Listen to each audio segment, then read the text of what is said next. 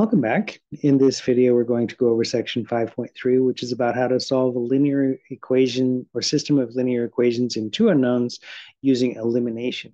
We learned how to do substitution already. Why learn another method? We're going to learn elimination for a couple of reasons. For one, sometimes substitution is not so easy. Like if we were going to do this system of equations, we'd have to involve fractions, and we may not like that. So that would be one reason. Another reason why we might want to have elimination instead is that elimination, as you'll see, it scales better for bigger systems. So if we were going to do, and this is a big if because we're not, but if we were going to solve a system of four equations with four unknowns, here the variables are A, B, C, and D, and the solution would be a quadruple instead of a ordered pair, it would be kind of less systematic to do substitution, and elimination would scale better. As it turns out for us, we're only going to do two equations and two unknowns anyways, but as you go on in further study, you may end up doing some of these bigger systems. So learning elimination now on smaller ones is a good idea. All right, so let's see how to get this elimination method done. So to get us the idea of how elimination works, suppose that we have a system of two equations and it looks like this. A is equal to B and C is equal to D. So we know that if you have an equation, one of the kind of important properties of equations is that if two things are equal to each other, that you can add the same amount on both sides, right? We use that to help us solve equations like 2x minus 3 equals 12. I just made up. If we want to solve this equation, we add 3 on both sides, right? We know that that's a legitimate and perfect thing to do in this case. You can add the same amount on both sides. So whatever A and B are, it's perfectly okay to add C to both of those. Yeah, that is, if A and B are equal and we add C to both, it's still going to be true. Okay, next step. We know from the second equation that C and D are the same.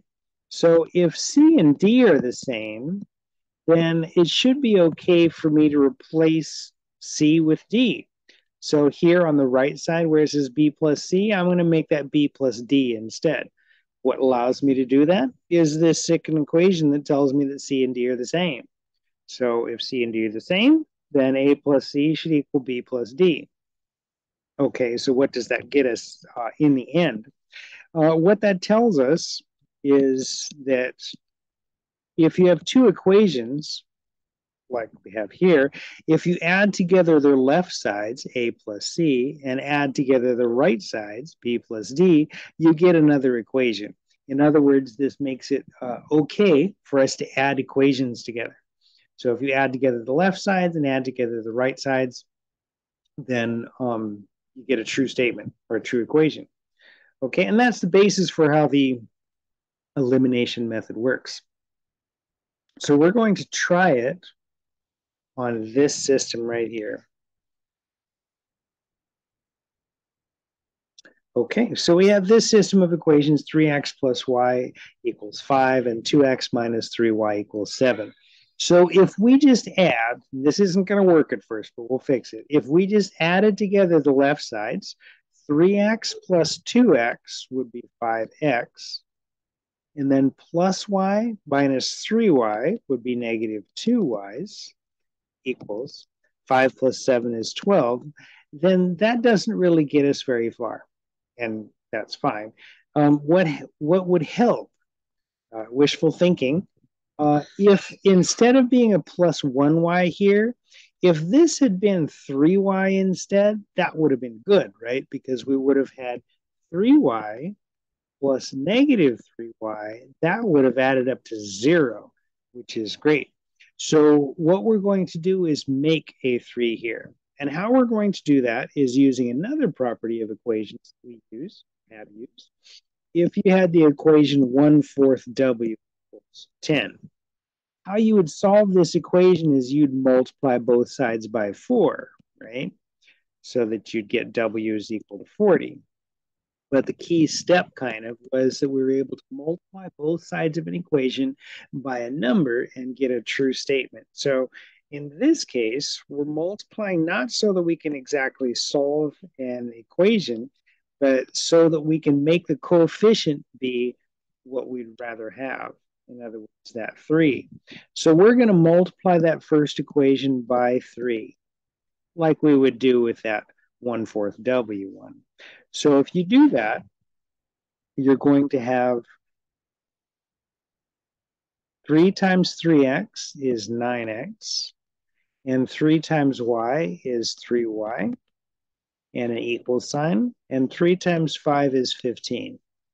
The second equation we're just going to copy. Okay, now let's try adding together the equations again. 9x plus 2x is 11x. 3y plus negative 3y's is no y's. I'm going to write the plus 0y since this is like the first one. 15 plus 7 is 22. So we've just got 11x is equal to 22. Notice that the y was eliminated. That's why this method is called elimination, because we eliminated a variable. So now x is equal to 2. Once you've got one value for one of the variables, you can use substitution to finish it.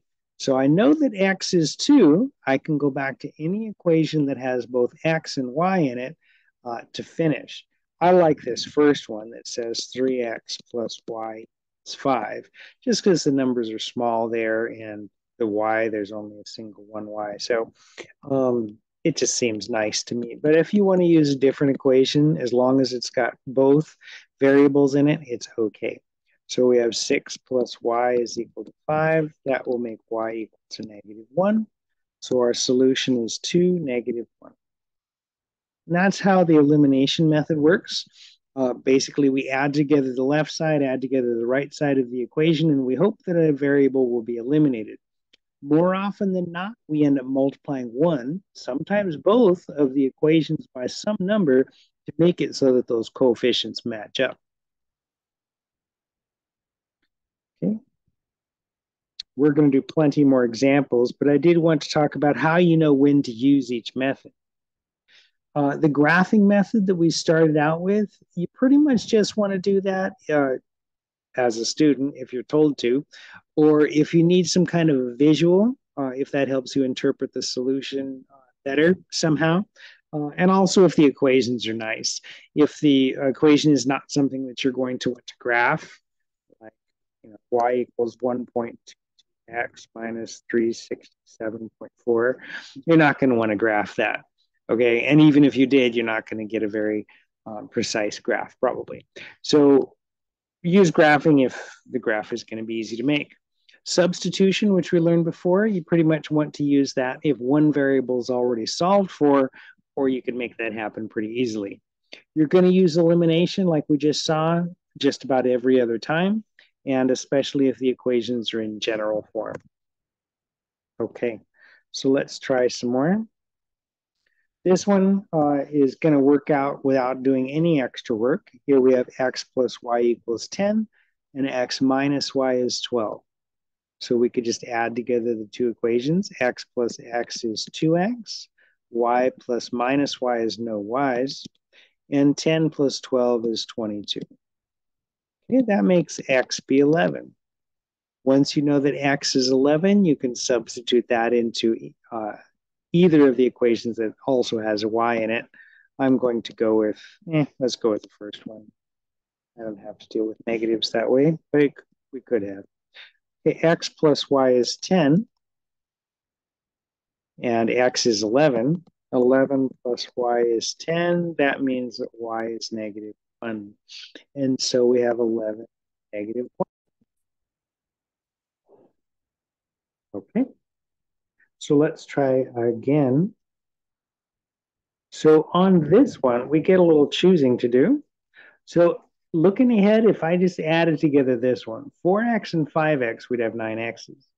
-3y and -9y, we'd have -12y. So we'd still have x's and y's. So we're going to need to adjust something in order to make this work out. So we're going to make it looks like 3 divides into 9 3 times. It's going to be easiest probably to work with 3's.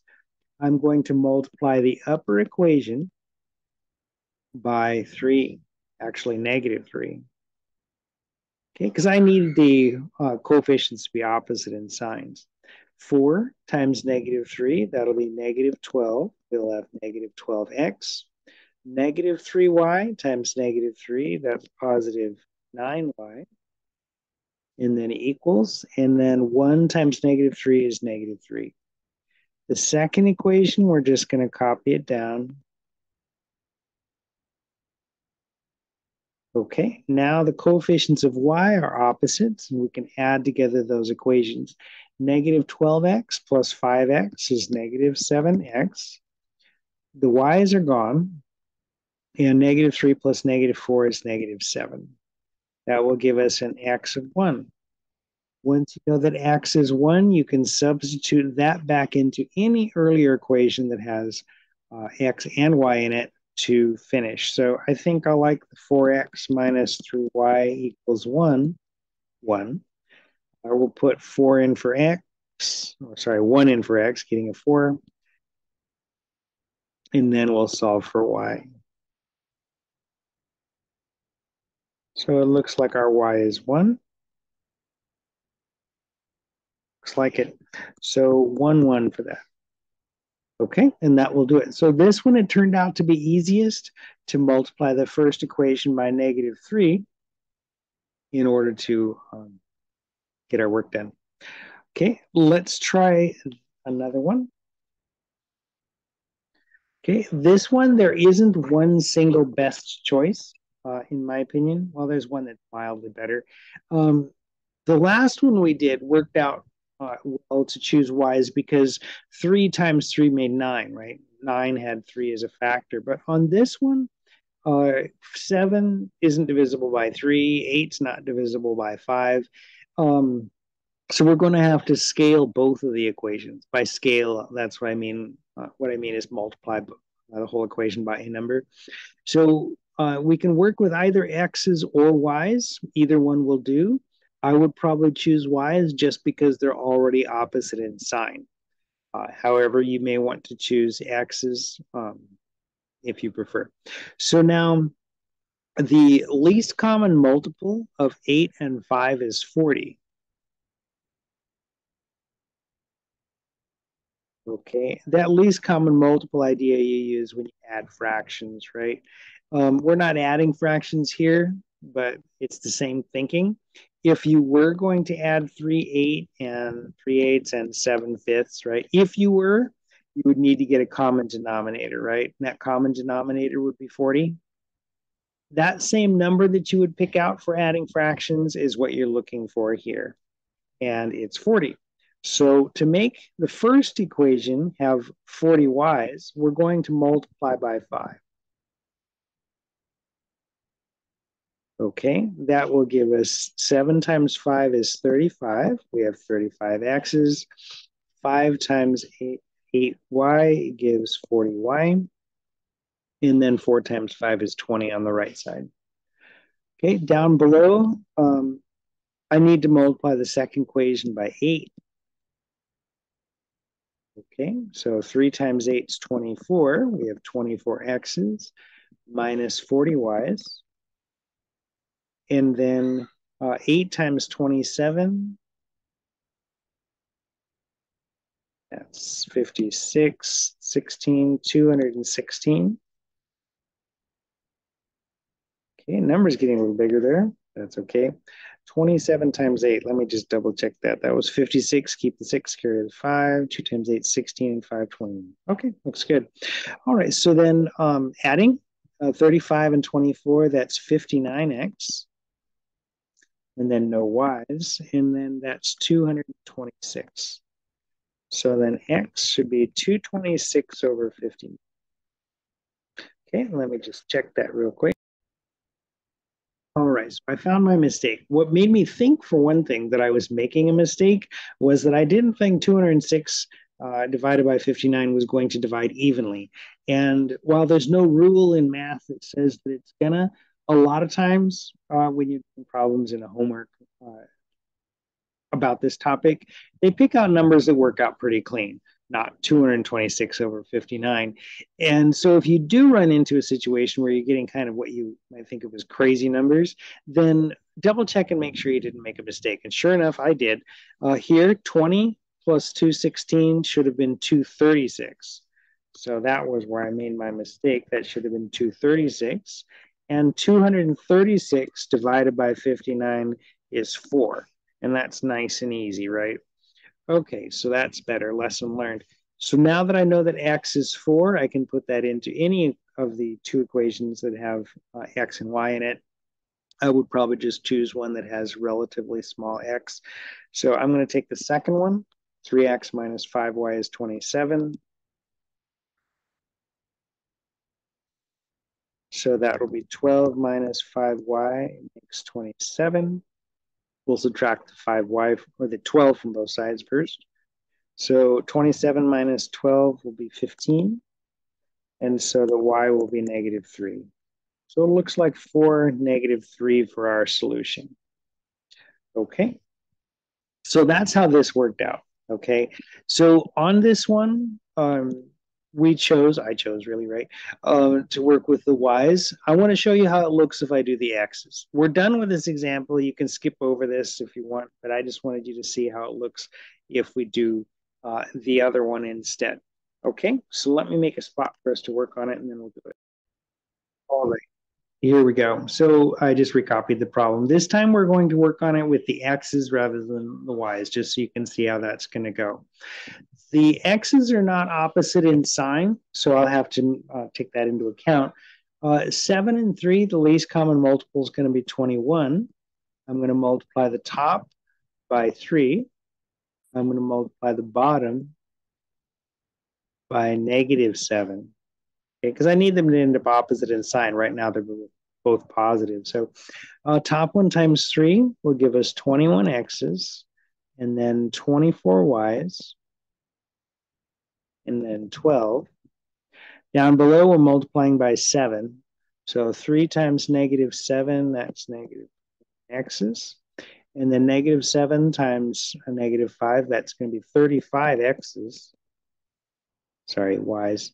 And then the last one, I need negative 7 times 27. That's like 259, I think. Mostly 27 times 7. 189. I was way off. Good thing I used the calculator that time. So that was negative 189.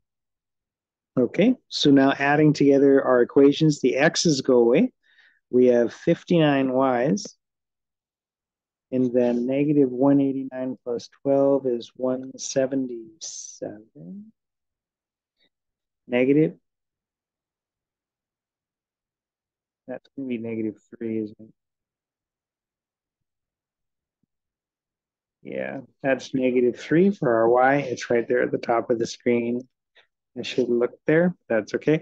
So again, once we've got the y, we can substitute that back into an equation that has x and y in it. I'm going to take this one just because it's nearby. 3x minus 5 times negative 3 is 27. 3x plus 15 is 27. 3x is 12, so that x is 4. And of course, we're going to get the same answer.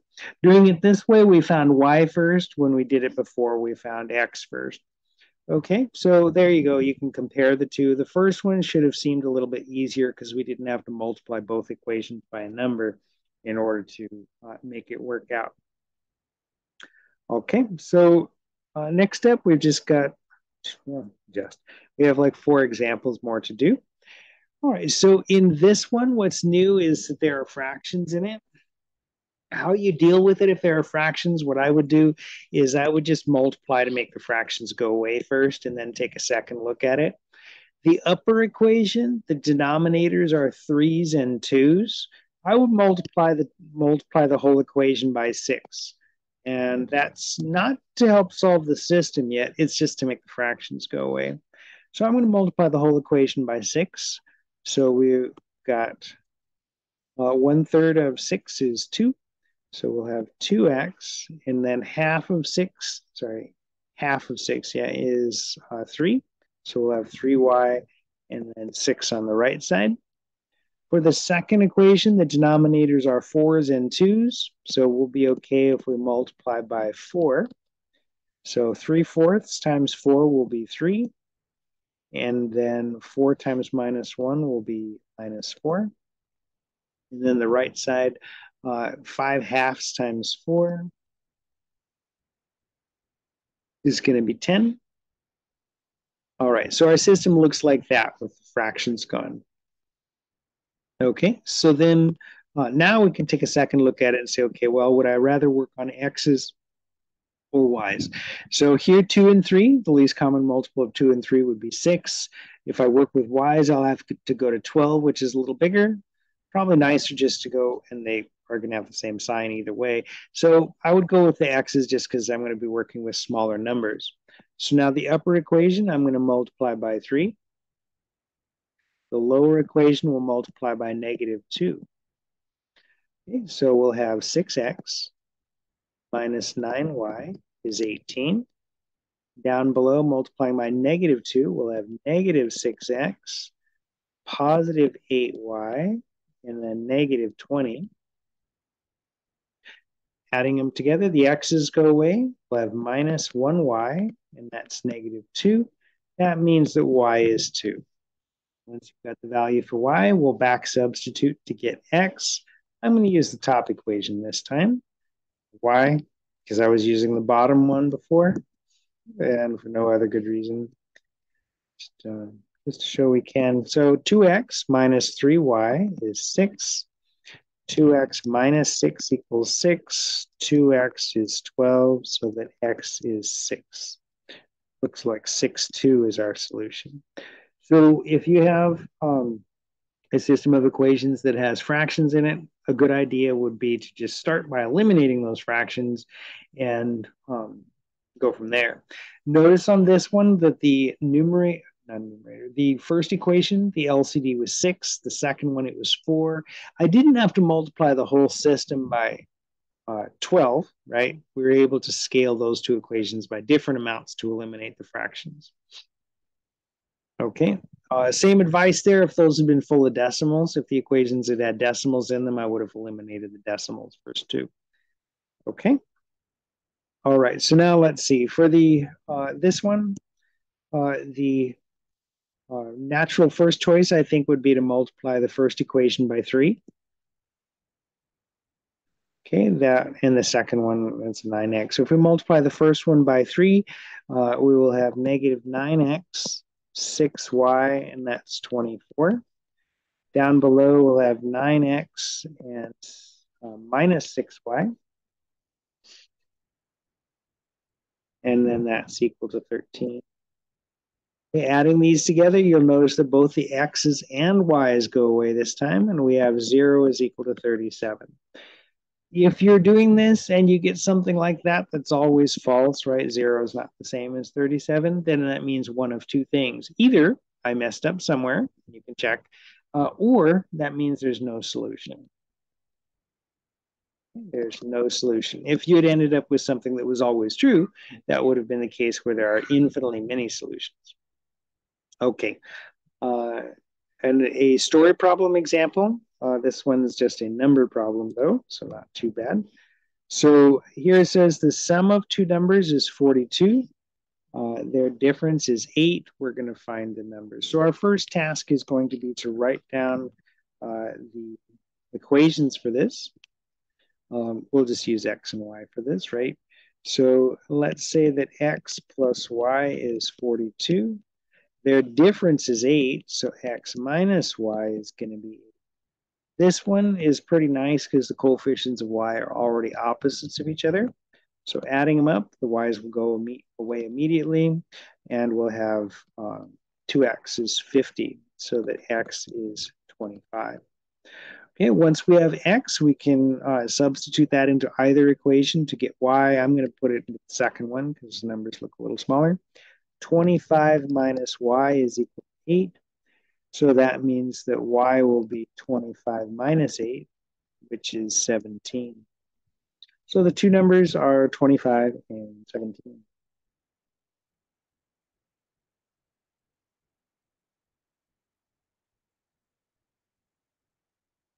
Okay, last example, another story problem. Okay, so here it says 1 banana and 8 strawberries have a total of 145 calories.